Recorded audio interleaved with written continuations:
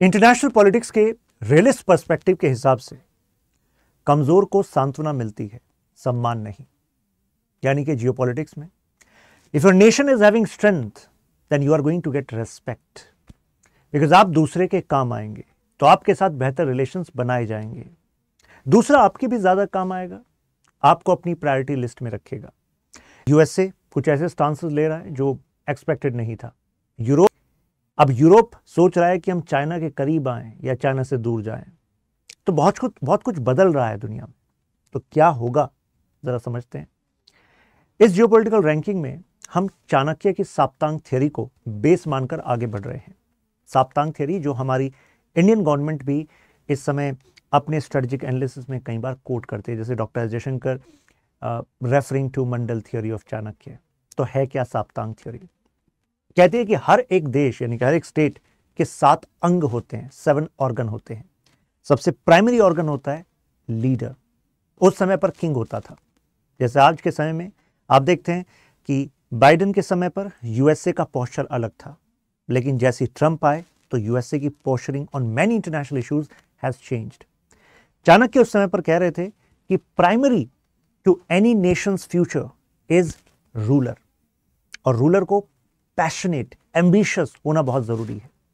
अगर ruler strong है तो बाकी सभी जो ऑर्गन्स हैं उनको उनमें स्ट्रेंथ डाल देगा, लेकिन अगर रूलर वीक है तो बाकी सब जो प्लस पॉइंट है आपके, हो सकता है वो वीक हो जाए। ये video international politics, geopolitical scenario की मास्टर क्लास होने वाली है, क्योंकि हम रैंकिंग डिस्कस करने वाले हैं। तो किंग के अलावा फिर अमात्य मतलब मिनिस्टर्स जैसे एडवाइजर्स।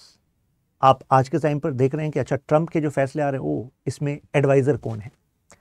अगर इंडिया के कुछ डिसीजंस आ रहे हैं on security issues, international issues, तो आप उसमें डॉक्टर एस जयशंकर का पर्सपेक्टिव, या फिर हमारे national security adviser mister Ajit Doval, उनका क्या पर्सपेक्टिव, आपको नहीं लगता ये काफी कुछ तय करता है?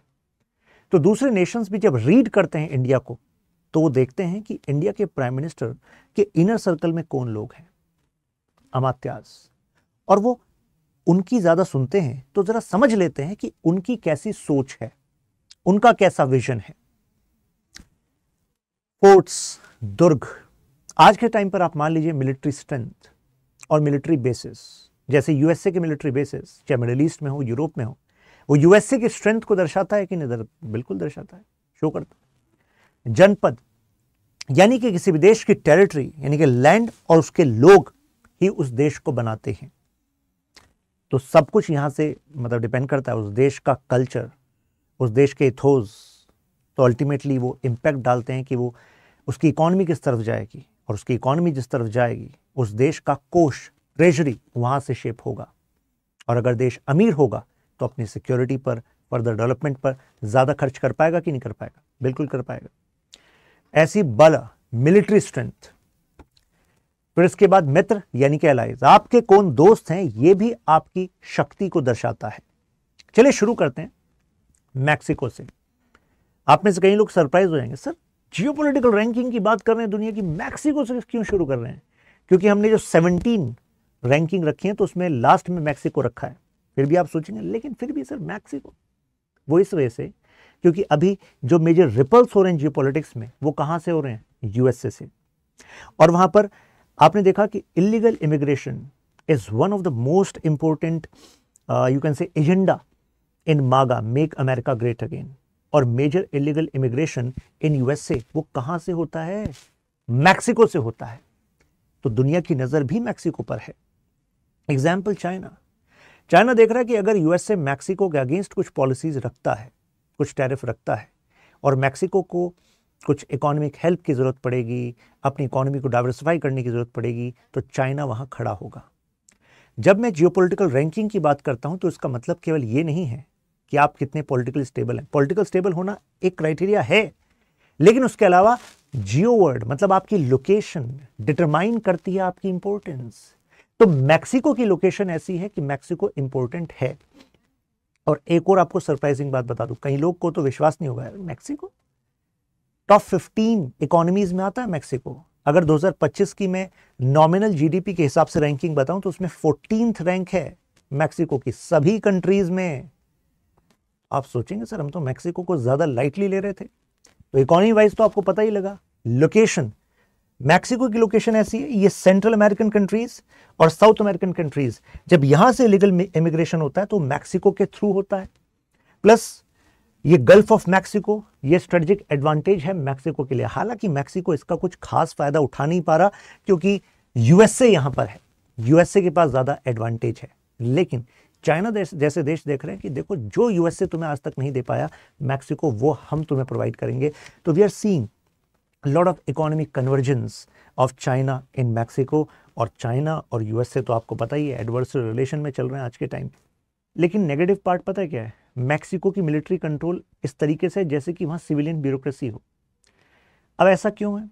आपको याद है एक once upon a time in Mumbai movie आई थी, उसकी 2 मूवी आई थी, मैं फर्स्ट वाली मूवी की बात कर रहा हूँ।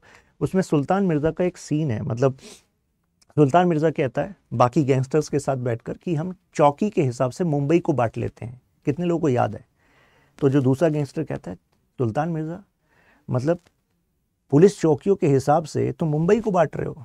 तो सुल्तान मिर्जा कहता है ठीक है, असली पुलिस कमिश्नर तो हम ही हैं। अब वो आपको वहाँ पर थोड़ा अजीब लगा होगा, कई लोगों को लगा होगा अच्छा चलो ऐसा भी मुंबई में होता था, लेकिन यहाँ तो पूरे देश में ही ऐसा हो रहा है। ये जो आप मैप देख रहे हैं मैक्सिको का, ये map actually cartel wise division है।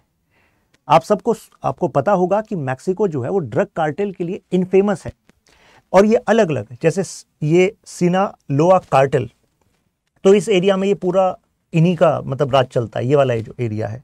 ऐसे ये गल्फ कार्टेल यहाँ पर चलता है, लॉस जेटास कार्टेल यहाँ पर इस पूरे एरिया में इनका इन्फ्लुएंस चलता है। तो ये ड्रग कार्टेल्स हैं, इन्होंने अपने हिसाब से अपने अपने एरिया को बांटा हुआ है और जो लोकल पुलिस है उन पर करप्शन और कोर्जन दोनों तरीकों का इस्तेमाल करते हैं। तो सोचिए जहां पर कानून व्यवस्था ऐसी होगी कि कार्टेल देश को चला रहे हैं, डिवाइड करा हुआ अपना अपना एरिया ऑफ इन्फ्लुएंस, तो वहां पर स्ट्रांग मिलिट्री जब तक नहीं रहेगी तब तक चाइना जैसी कंपनीज, चाइना की कंपनीज भी क्या अच्छा इन्वेस्टमेंट कर पाएंगी? नहीं कर पाएंगी, या कोई और भी का कैसे कर पाएगा? माइग्रेशन का एक और नेगेटिव इम्पैक्ट है यहाँ पर। अच्छा, जैसे ये वाली जो नेशंस हैं, ग्वाटेमाला, एल सल्वाडोर और ये होंडुरास, इसको हम कहते हैं नॉर्दर्न ट्रायंगल। तो यहाँ से एक मेजर इन्फ्लो हम मैक्सिको की तरफ देखते हैं। ग्वाटेमाला, शायद आप में से कुछ लोग सोच रहे हैं ग्वाटेमाला ये तो कुछ प्रिजन था ना, यूएसए का प्रिजन, ऐसा कुछ सुना था। ऐसा नहीं है। ग्वाटेमाला एक इंडिपेंडेंट नेशन है। जो आपने सुना था ना गिटमो, वो ये था, ग्वांटेनामो बे डिटेंशन कैंप। और वो पता है कहाँ है? वो यहाँ नहीं है, वो यहाँ है। ये देख रहे हैं क्यूबा का ये वाला टिप, ये देखिए यहाँ पर। वो एक्चुअली यूएस ने लीज पर लिया था क्यूबा से, और कारण था 2001 में जब वो वर्ल्ड ट्रेड सेंटर पर अटैक हुआ था, तो उसके बाद जॉर्ज डब्ल्यू बुश ने शुरू किया था कि ग्लोबल वॉर अगेंस्ट टेररिज्म हम करेंगे। तो वहाँ पर डिटेन किए गए थे लोग, आरोप भी लगते रहे हैं कि without any trial, without any conviction कितने लोगों को वहाँ पर जेल में बंद कर दिया था। तो वो अलग है, ग्वाटेमाला अलग है। ये ग्वाटेमाला है, ये ग्वांटेनामो बे है यहाँ पर, क्यूबा के यहाँ पर। तो फैक्चुअल क्वेश्चन आ जाए तो आपको पता होना चाहिए, राइट। तो मैक्सिको की लोकेशन तो ठीक है, एडवांटेज है, बट लेवरेज नहीं ले पा रहा है, तो इसी वजह से हमने इसको 17th रैंक पे रखा है। अब कनाडा की बात करते हैं। इकोनॉमी वाइज G7 नेशन का पार्ट है। ज्योग्राफी वाइज आर्कटिक में इतना बड़ा स्टेक इसके पास है, और फ्यूचर की जियोपॉलिटिक्स आर्कटिक की होगी।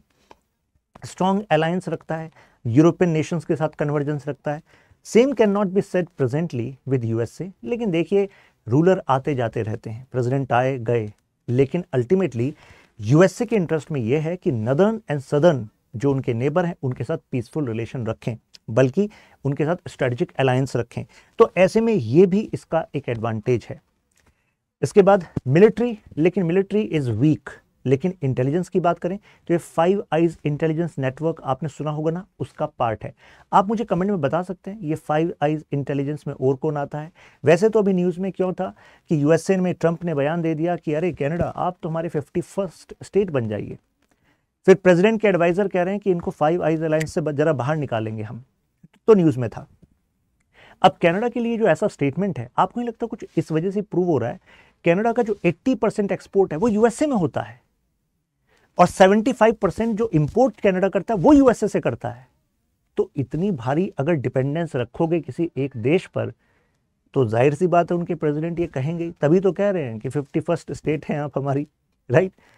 अगर इनके एफटीए की बात करें, जो यूएसए, कनाडा और मैक्सिको का एफटीए है, तो उसमें भी यूएसए सीनियर पार्टनर, ऐसा लगता है कि यूएसए अपनी पोजीशन को मिसयूज करता है वहां पर, क्योंकि you are overly dependent on USA. आप इतने डाइवर्सिफाइड नहीं है, लेकिन यूएसए की इकोनॉमी डाइवर्सिफाइड है, राइट।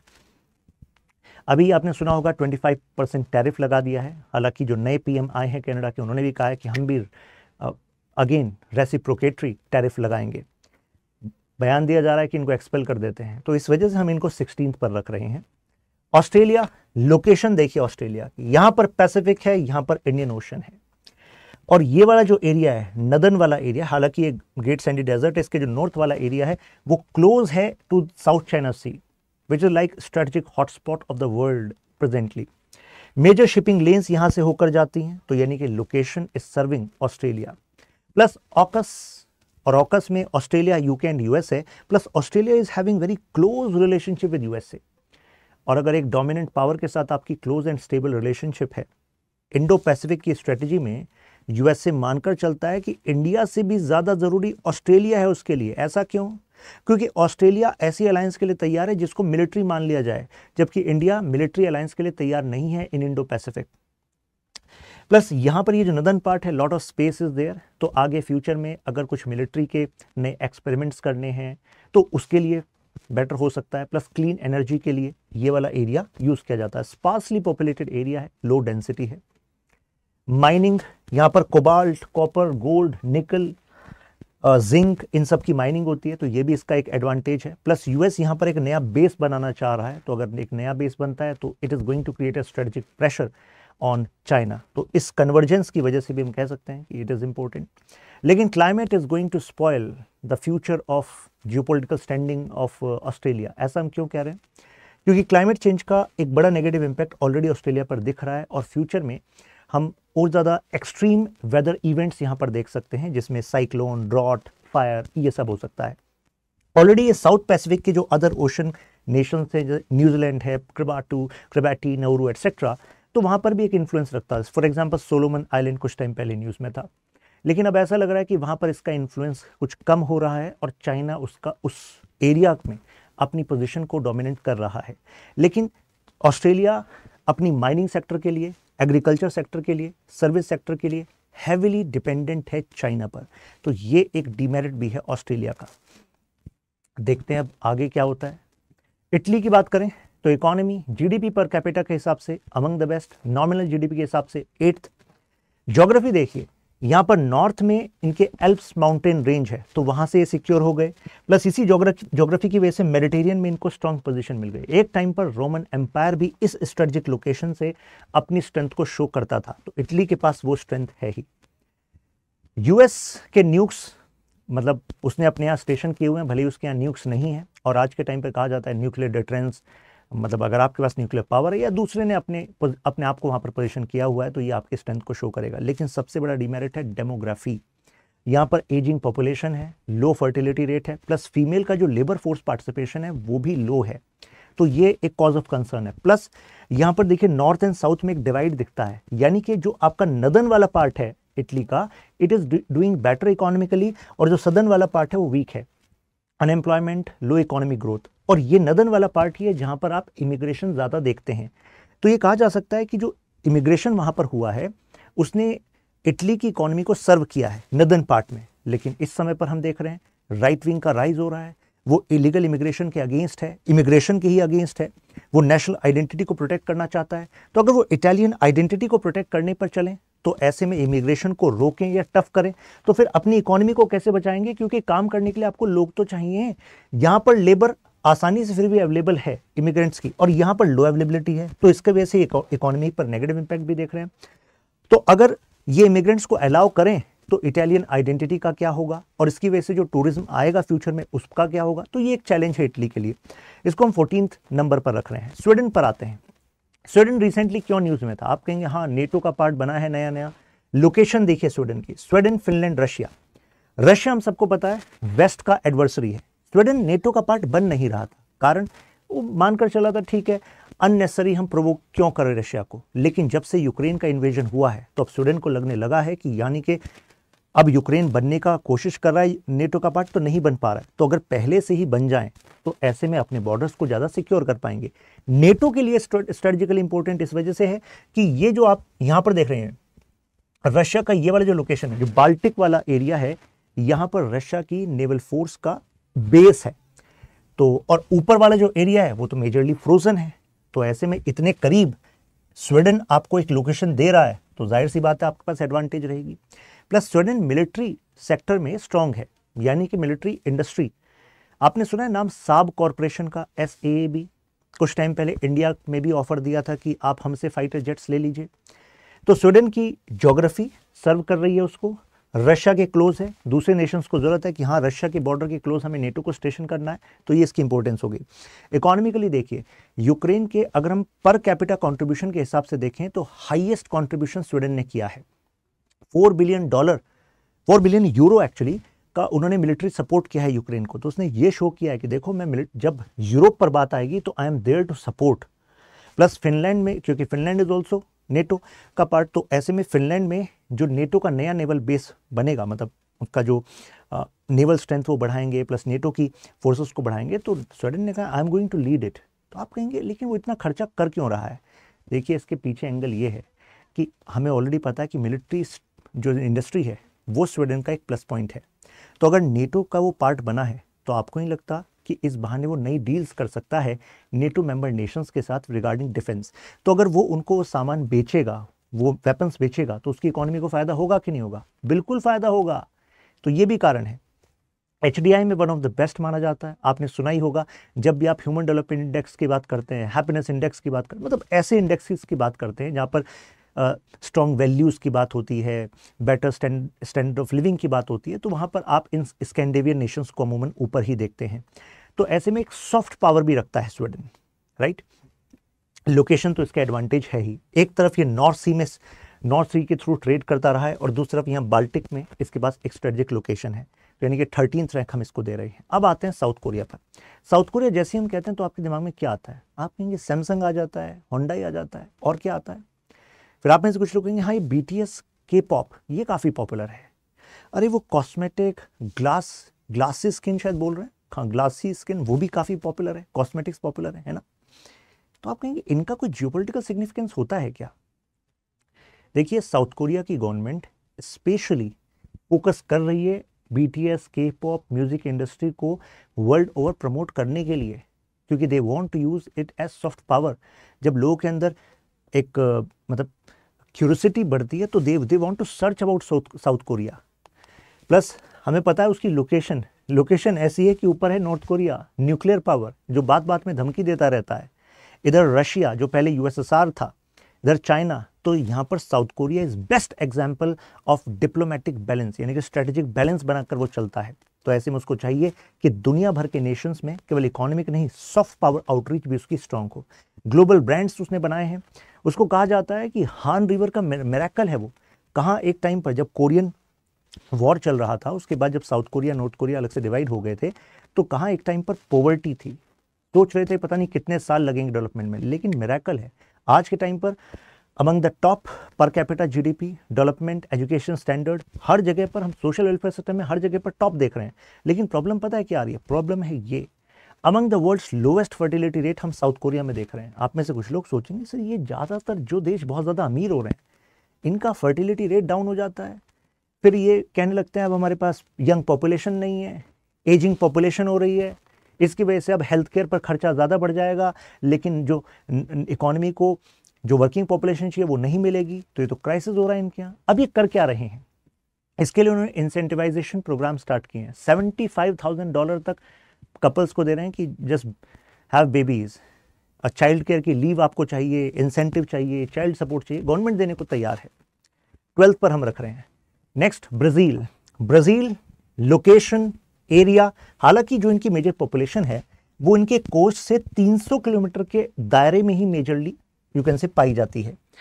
मेजर एरिया आप अमेज़न रेन फॉरेस्ट देखते ही हैं, लेकिन जो प्लस पॉइंट है माइनिंग, जो ग्लोबल सप्लाई है एग्रीकल्चर प्रोडक्ट्स की, उसमें इंपॉर्टेंट लिंक है, जैसे सोयाबीन, जैसे कॉफ़ी, शुगर, इसमें स्ट्रांग है।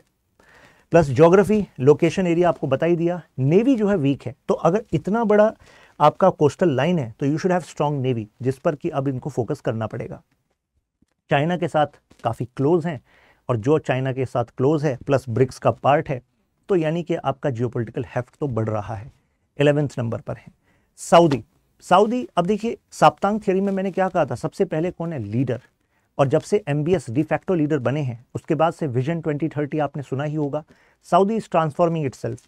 सऊदी की यहाँ पर इस वाले साइड में जो आप ईस्टर्न साइड देखते हैं, this is energy rich region.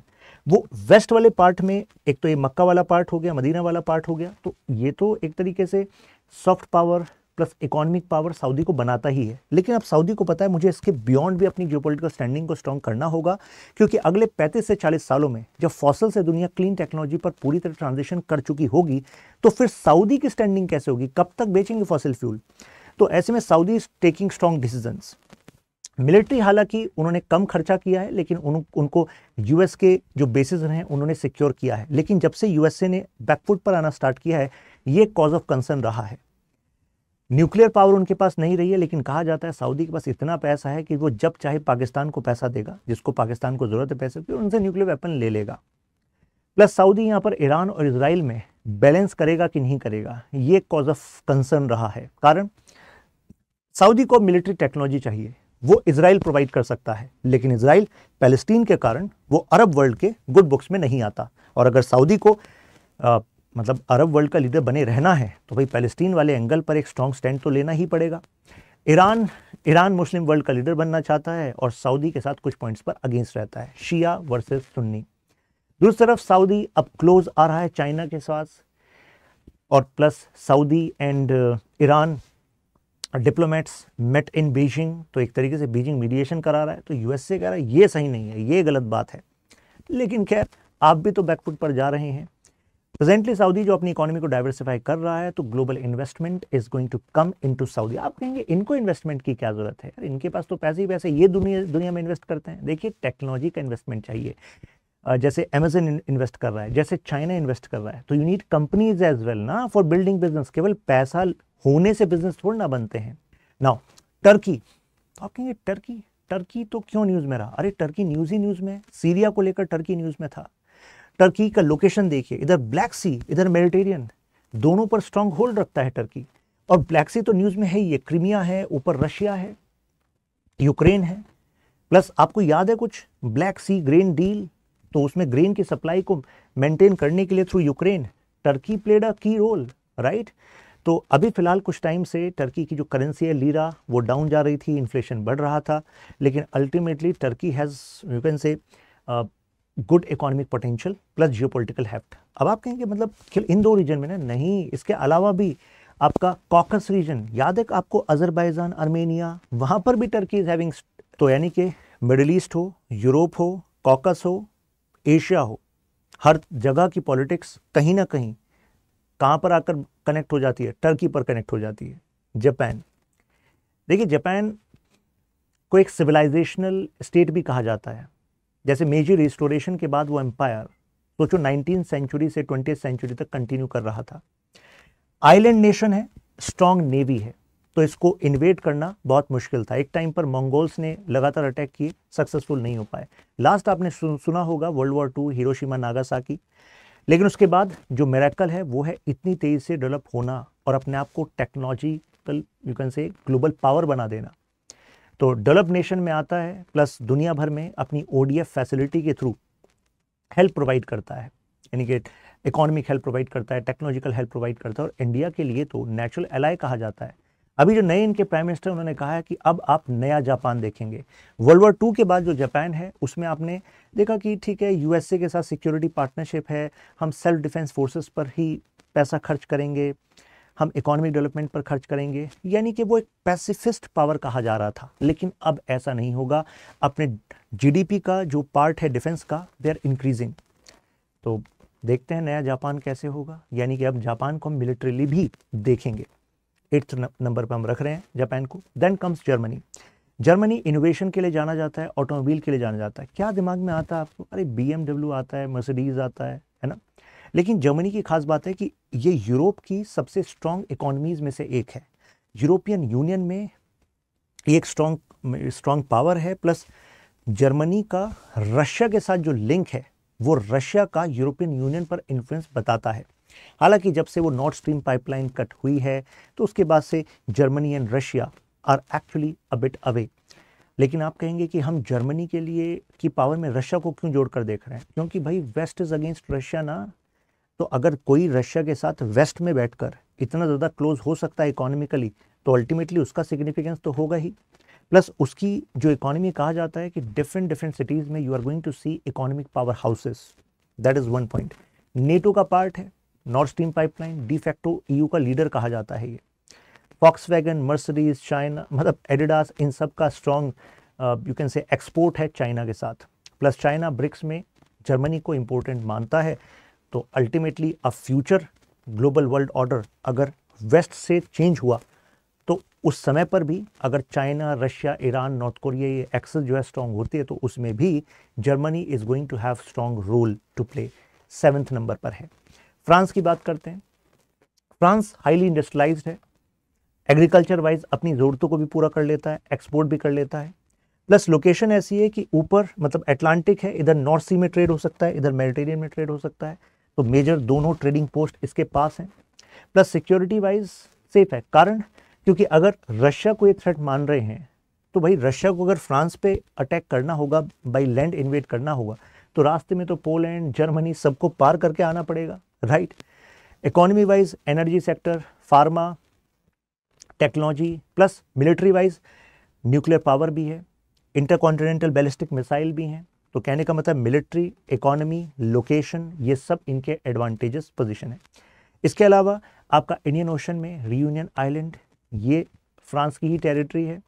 Plus Indian ocean में क्योंकि हम कह रहे हैं इंडो पैसिफिक की तरफ जियोपॉलिटिकल यू कैन से गेम शिफ्ट हो रहा है, तो उसमें फ्रांस अगर यहाँ पर अपनी एक लोकेशन रखता है प्लस यहाँ के नेशन के साथ पार्टनर करता है तो जाहिर सी बात है कि अल्टीमेटली ये तो इंपॉर्टेंट होगा ही होगा, राइट। तो इस वजह से हम फ्रांस को यहाँ पर 6th नंबर पर रख रहे हैं। Next United kingdom. तो यूके जैसे जापान है ना आइलैंड नेशन, इसी तरीके से ये भी एक आइलैंड नेशन है। यूके स्ट्रॉन्ग नेवी है, आपका नॉर्थ सी का एक्सेस हो गया, नॉर्थ अटलांटिक जहाँ पर मेजर ट्रांस अटलांटिक ट्रेड हुआ है उसका एडवांटेज ये लेता रहा है। डेवलप्ड नेशन है और यूरोप के बाकी देशों के साथ अच्छे रिलेशन है। लेकिन ब्रिटेन जब से एग्जिट हुआ था यूरोपियन यूनियन से तो कहा जाने लगा कि इकोनॉमी का क्या होगा, लेकिन economically UK is sound. London दुनिया की फाइनेंशियल डेस्टिनेशन कही जाती है, कितनी सारी कंपनीज के हेड ऑफिस लंदन में है, तो यानी कि फाइनेंशियल सर्विस प्रोवाइड करने में इनका प्लस पॉइंट है। स्ट्रॉन्ग नेवी है, तो नेवी स्ट्रॉन्ग है तो यानी कि सिक्योरिटी पर्सपेक्टिव से भी बाकी नेशंस चाहेंगे यूके के साथ कोलैबोरेट करना। 4th नंबर पर रशिया। न्यूक्लियर पावर की बात करें, among the largest number of nuclear stockpile Russia के पास कहा जाता है।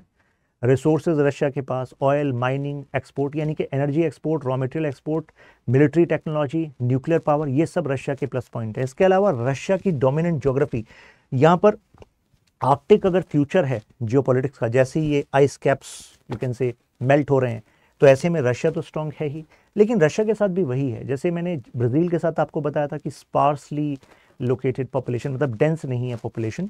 तो इसी तरीके से रशिया का जो मेजर इकोनॉमिक सेंटर है ये वाला एरिया ईस्टर्न पार्ट है। और रशिया पर मेजर इन्वेजन भी कहाँ से हुए हैं, इसी से हुए हैं। कहीं सेंट्रल एशिया से इन्वेजन हो गया, यूरोप से इन्वेजन हो गया, तो रशिया यहाँ पर थ्रेट प्रोन रहा है। Russian empire, then USSR, then now Russia. ये वाला एरिया ये फ्रोजन रहा है इन जनरल। साइबेरिया, ये फार ईस्ट जो है इसको ये डेवलप करना चाहता है। इस तरफ भी चाइना के साथ बॉर्डर पर साइनो हमने कॉन्फ्लिक्ट देखे हैं, साइनो रशिया कॉन्फ्लिक्ट भी हुए हैं यूएसएसआर जब था कोल्ड वॉर के दौरान। तो कहने का मतलब है कि रशिया की ज्योग्राफी में हम इनसिक्योरिटी भी देखते हैं, एडवांटेज भी देखते हैं, प्लस किसी का जियोपॉलिटिकल स्टैंडिंग अभी जो करंट में क्राइसिस चल रहे हैं उसको उसने कैसे फेस किया इस पर भी डिपेंड करता है। ऑलरेडी आपने देखा रशिया यूक्रेन वॉर में कितने हैवी सैंक्शंस लगे रशिया की इकोनॉमी पर, कैप लगा दिया G7 नेशंस ने कि इससे ज़्यादा तो रशिया का ऑयल बिकना ही नहीं चाहिए इतने प्राइस से ज़्यादा, लेकिन रशिया ने उससे ज़्यादा प्राइस में बेचा है। तो रशिया ने दिखाया है कि सैंक्शन भी रशिया की इकोनॉमी का कुछ नहीं कर पाएंगे। कई प्रोडक्ट्स पर यूएसए, वेस्टर्न नेशंस ने कहा ये प्रोडक्ट रशिया को बेचे नहीं जाएंगे, तो रशिया ने फिर भी उनको भी बाईपास किया है, बुल्गारिया के थ्रू, अदर नेशंस के थ्रू उन कंपोनेंट्स को खरीदा है। तो इससे शो कर रहा है कि यार Russia is not that weak like west has projected Russia to be. तो ये रशिया की स्ट्रेंथ है। सेंट्रल एशिया में रशिया की सॉफ्ट बैली कही जाती है और वहाँ पर भी स्ट्रॉन्ग पोजीशन रशिया रखता है। तो रशिया को हम रख रहे हैं 4th पोजीशन पर। देन 3rd पर है इंडिया। इंडिया का क्या एडवांटेज है? हमारी location, geography, resources, Indo Pacific की तरफ अगर पावर शिफ्ट हो रही है तो हम तो एक की प्लेयर हैं ही हैं। स्ट्रॉन्ग डेमोग्राफी है, डेमोक्रेसी है, स्टेबल डेमोक्रेसी है और स्ट्रॉन्ग डिमांड है। क्वाड का पार्ट है तो एक स्ट्रेटेजिक एंगल है यहाँ पर। फ्यूचर राइवलरी में we are strongly you can say having stands here. Bay of Bengal अगर एनर्जी रिच रीजन ये है और यहाँ से मेजर सप्लाई होती है to west as well as east, तो इसके पास इंडिया की पोजीशन होना ये भी क्रिटिकल हो जाता है। प्लस G20 में वो कहा गया कि फ्यूचर जो है इस एरिया से लिंकेज का यूरोप का वो आईमेक होगा। तो आईमेक किसको कनेक्ट करता है? हमसे ही कनेक्ट होकर जाता है। फिर ईरान कहता है नहीं आईमेक क्या हो रहा है, अरे INSTC है फ्यूचर। तो INSTC जो international north south transport corridor है वो भी इंडिया से होकर जाता है। तो it shows India is having strength. इसके अलावा ग्लोबल साउथ की हम वॉइस हैं, यानी कि डेवलपिंग अंडर डेवलप्ड नेशंस के जो इश्यूज हैं WTO में, UN में, IMF वर्ल्ड बैंक में उनको उठाना प्लस वहाँ पर रिफॉर्म कराना, तो उसमें India is having leadership. Covid के बाद और कोविड के टाइम की अगर हम बात करें, करीब 100 देशों में वैक्सीन इंडिया से मैन्युफैक्चर होकर गई, करीब 150 देशों में मेडिसिन यहाँ से एक्सपोर्ट हुई। तो यानी कि हम pharma capital of the world बनना चाहते हैं। That is what India is projecting. हम 3rd रैंक पर रख रहे हैं। चाइना 2nd रैंक पर है ड्यू टू चाइना को कहा जा रहा है कि यार नियरली सुपर पावर है। हालांकि सुपर पावर की कोई एक डेफिनेशन नहीं है स्ट्रिक्ट। ये कहा जाता है कि अगर बाकी सब देश मिलकर भी प्रेजेंटली आपको इफेक्टिवली चैलेंज ना कर पाए तो आप सुपर पावर हैं, आप अपने इंटरेस्ट को बचा पाएंगे, बाकी मेजर नेशन साथ हो जाएं तब भी तो आप सुपर पावर हैं। कहा जा रहा है कि China has actually reach that status. 21st century का मिरेकल कहा जा रहा है चाइना को। कारण जो जितनी ताकत यूरोपियन देशों ने 200 साल में एक्चुअली अचीव करी है, चाइना ने 40 से 45 40 to 45 ईयर्स में चाइना ने उतनी पावर गैदर कर लिया। तो मिरेकल है चाइना। हालांकि वन चाइल्ड पॉलिसी जो चाइना को उस समय सही लगता था कि यार पॉपुलेशन को हमें लिमिट में रखना होगा, तभी हम पॉवर्टी को एड्रेस कर पाएंगे, तभी इकोनॉमिक ग्रोथ बढ़ा कर पाएंगे, तो वो चाइना ने किया। अभी वो डेमोग्राफी एक चैलेंज बताया जाता है, लेकिन चाइना उस पर उसको हैंडल कर रहा है। अब दुनिया के सबसे बड़े स्पेशल इकोनॉमिक जोन चाइना के पास हैं। मेजर इंफ्रास्ट्रक्चर प्रोजेक्ट्स को लो कॉस्ट प्लस कम टाइम में डेवलप कर देना, क्वालिटी डेवलप कर देना, ये चाइना के पास है। चाइना मैन्युफैक्चरिंग हब मतलब फैक्ट्री ऑफ द वर्ल्ड से अब टेक्नोलॉजिकल हब की तरफ ट्रांजिशन कर रहा है। अब चाइना उस फेज में जा रहा है जिसमें कई यूरोपियन नेशंस पहले जा चुके हैं। जैसे अगर उनको लग रहा है कि यार हमारे यहाँ मैन्युफैक्चर करना कॉम्पिटिटिव नहीं है, तो उन देशों ने दुनिया भर में इन्वेस्ट किया है, वहाँ से प्रोडक्शन करा के वहाँ से बेचकर और प्रॉफिट अपनी तरफ शिफ्ट किया है। चाइना अब उसी का इस्तेमाल कर रहा है। जैसे China is agreeing to shift certain manufacturing companies और factories into some of the south east Asian nations like CLV, Cambodia, Laos, Vietnam, along with that some factories in India. हालांकि इंडिया ने चाइना से होने वाले FDI को हमने थोड़ा review वाली कैटेगरी में रखा है, कहीं हमारी सिक्योरिटी के लिए खतरा ना हो। प्लस इसके थ्रू हम फ्यूचर में प्रेशराइज कर पाएंगे और अपनी जो कंपनीज है उनका जॉइंट वेंचर के थ्रू उनका जो स्टेक है वो हाई रख पाएंगे। Russia and China coming together against this dynamics on Ukraine, तो ये शो करता है कि रशिया को जो इतना कंटिन्यू कर पा रहा है वॉर, इसमें China being a big customer एक मेजर रोल प्ले कर रहा है।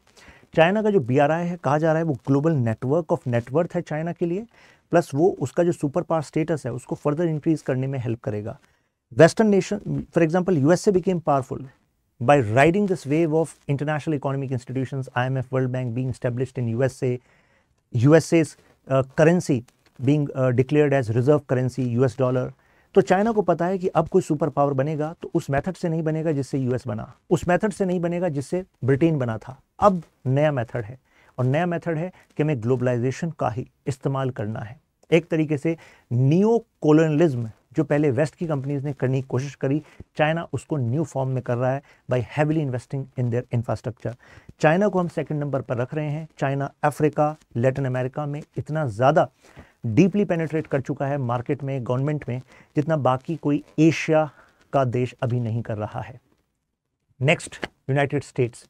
तो यूनाइटेड स्टेट्स तो हम 1st रैंक पर रख रहे हैं।